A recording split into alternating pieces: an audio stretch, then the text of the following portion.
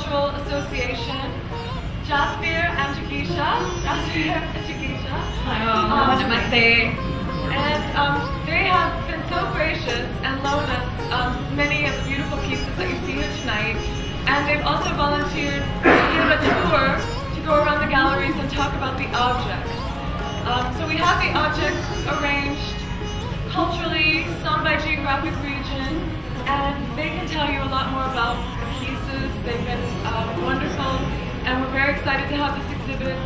Our co-sponsors are also India Fest, who are here tonight, some people from the Indian community who are greeting you, and we're helping them promote India Fest, which is a great event that happens in March. We have some literature about that. So welcome everyone. I'm going to turn the stage over to Jagisha, Jaspir, and thank you all for being here. Hello everyone, I just wanted to welcome you guys to this exhibit of traditional textiles of India. When we talk of tradition, textiles is a very big and important part of stuff in India. And India has so many regions that obviously we've tried to cover as much as we could, but we have so many different pieces, and every region has a different story to tell and a different textile that comes from that region. To start off, this is our introductory room, and we have a lot of colorful pieces here. We have a lot of reds and yellows. They are considered to be the very auspicious colors. With India, you will see red being worn by a lot of people for their wedding because it's considered to be a very auspicious color. We have this here, which is what a wedding bride would wear. It's called a ghagra.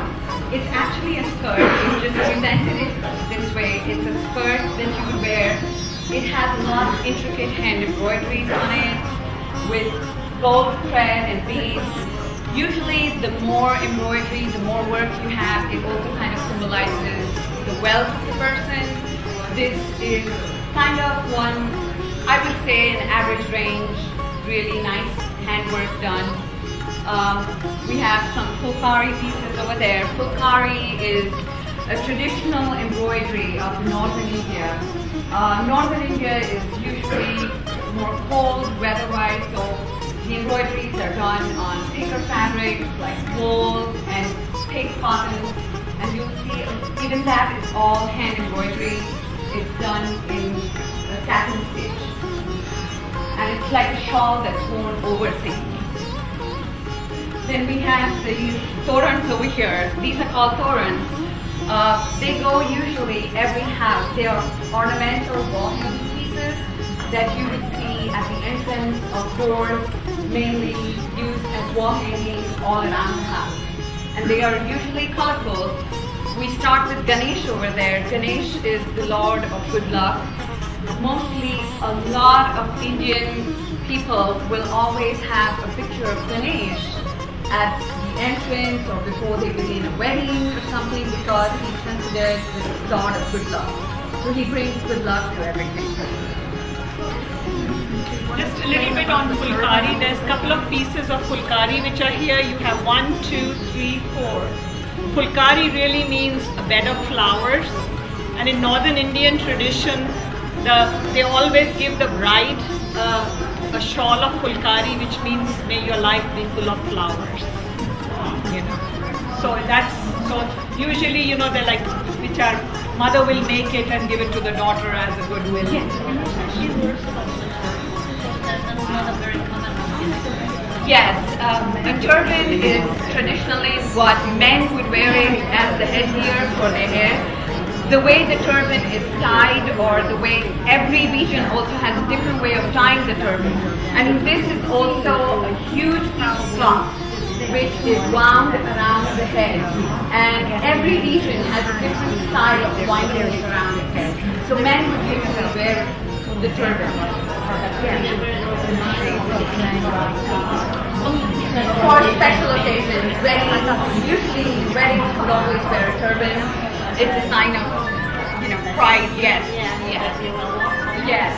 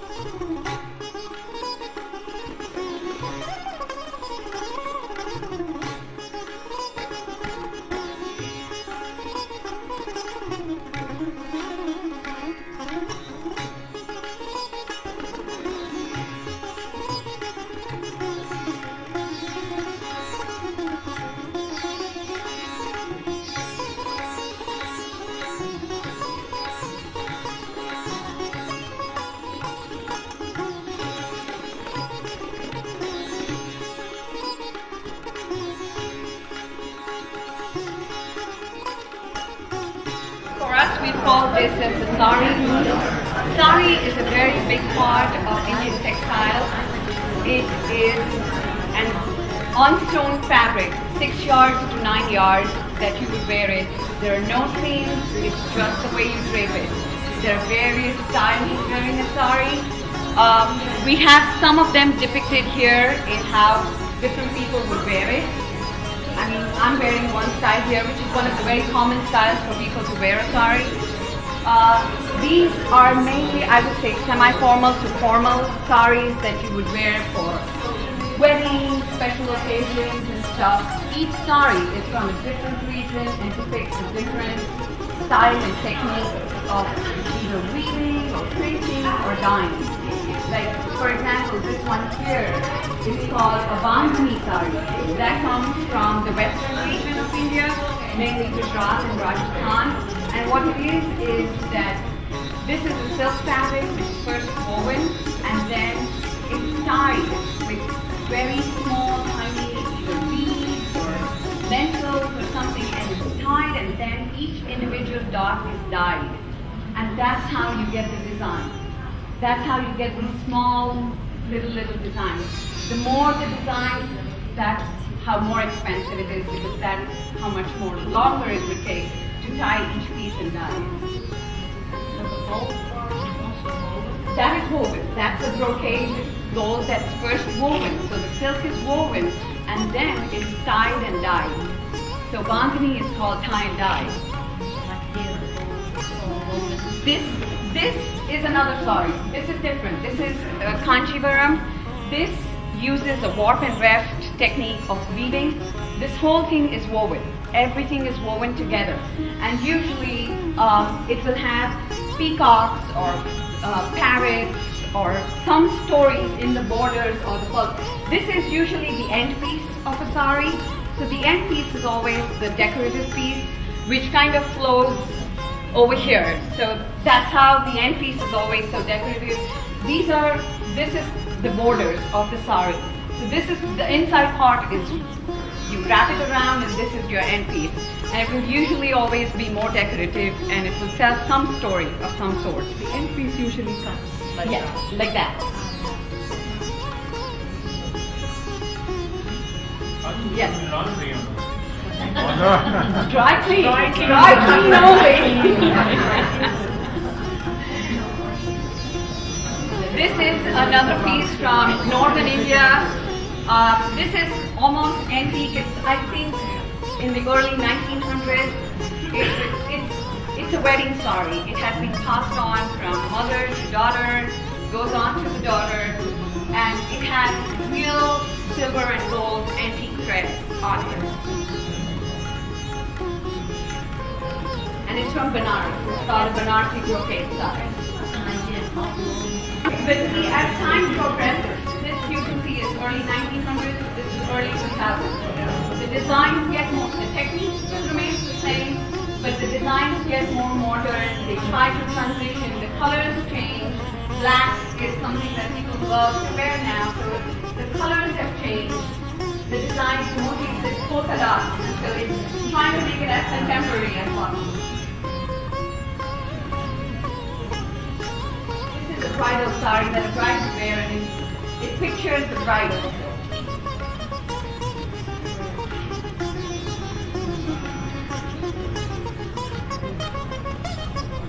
This particular sari is called a patola. A patola is, it's like ikat. It's again a tie and dye, but a different technique. It uses 5 colors, and it's called warp and weft. They do the design in such a way that if you see the front and back is almost the same, you pretty much cannot make out. And this is a resist dyeing technique. So what they do is they dye the threads first, and then they weave it, so you get the design.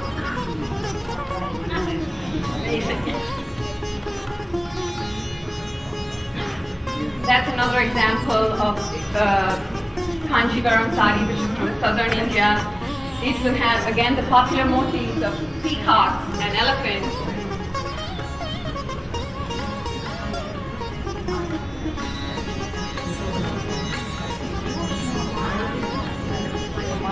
In fact, this is also a very traditional sari. It's from southern India. It is a very traditional sari, but it does have a modern look to it because it's just pure straight lines. Right? Like for example, even that one, both of these, they're more handloom saris. The story behind it is each region would have its own weavers and techniques, and there were times when those art were dying, that art was dying. Like Kanthak, for example, was the dying art. So what the government did, and what even many other people, like for example, that particular sari, the other one is called a Maheshwari. So the queen of Maheshwari, she wanted to promote the people and the weavers to do more, and she wanted to keep the art alive because otherwise the art was going to die. So what she did was she gave women, each and every woman, she gave them a loom so they could weave at home, and that's how they could support their families. So they would do these saris, traditional saris, and then so it became a handloom industry. Same way with Kansa too, it became a handloom industry because people, the weavers got together, the government got together, and they created this whole people with money. Yes, people with money. People with money. Yes. Hand saris are not that expensive. And usually you have a lot of NGOs. Like the story of this sari is this: that whole area was a very impoverished area. And when the queen gave these people, they used to work in the fields, and in the evening they would come and weave a little bit at a time. And now this industry, then the queen's son actually went to Stanford University, and he developed an NGO in that area. Now they are doing products for tableware, tablecloths, everything they are doing. Everything they're making, So they all are the marketing things it for them. And it's in the West Coast, it is marketed very well. Yes, yes. They send out a lot of stuff. So these people, all these families have looms in their house, and then they do it in the evening, or and their kids learn too. So the art itself stays alive. At the same time, it's an additional income. Story is this is Maheshwari from because this was like it's a very remote area in central India and very difficult to get to. Yes, So the people of this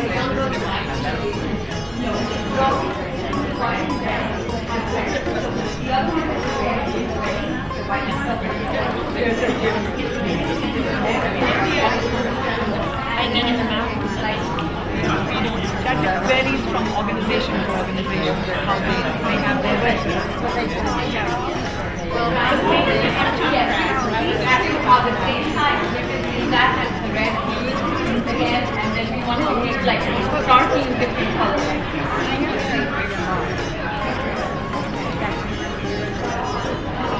But it's very thin, lightweight, and the silks can be heavyweight, but chiffon particularly is very lightweight. I mean, literally, it is so thin.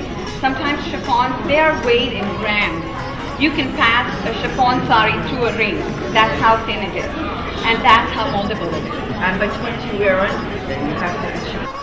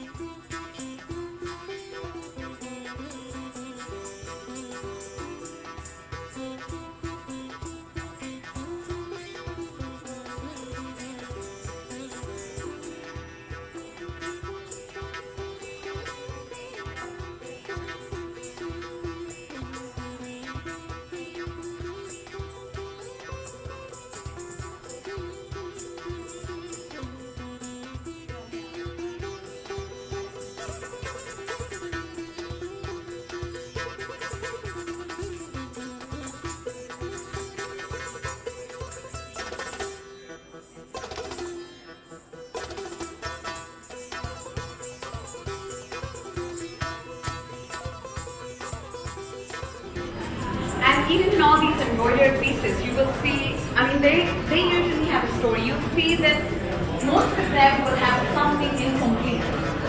They will never, like the traditional embroiderers, they would never complete a piece. They would always leave some part of the embroidery out. And you'll see that in most of these embroidered pieces, some part is always left off. And the reason for that is they feel that if you finish it completely, it kind of signifies the end. So you cannot make anything better. So to keep the continuity, they will always leave the pieces incomplete.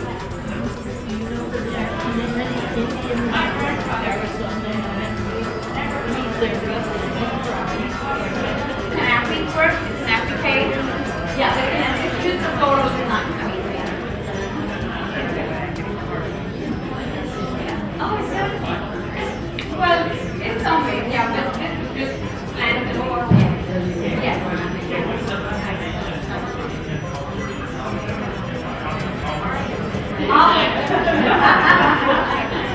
I think it's intelligent, friends. Yes, yes.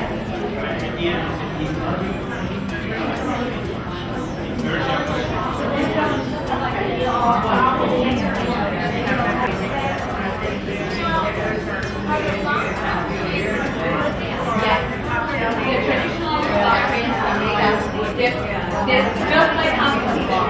They come in all different sizes. They have all different colors. They have different looks.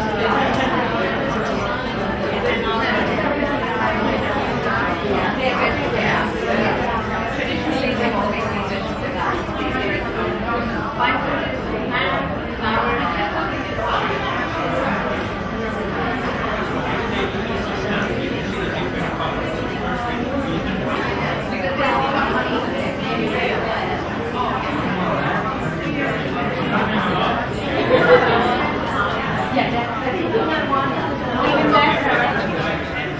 If you see the unevenness in the print, it is most likely a block print and not a screen print.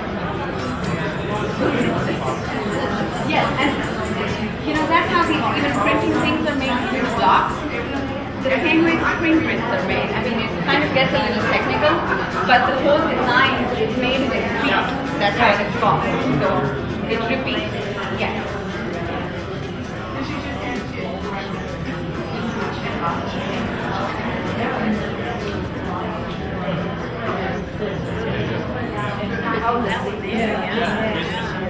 So different. It is really different.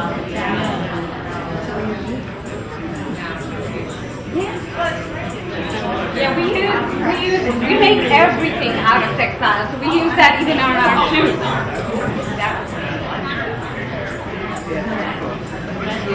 Yes, you could have leather or you could have fabric. We have some of that too. So that's how it would be designed, and then it would be sold.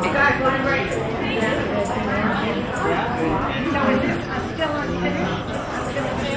No, this is a finished pair, but that's how it looks when it's unnourished, when you're working.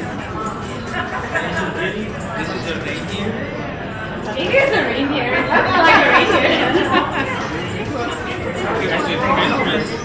Comes from the north. Yes, and see that region. They use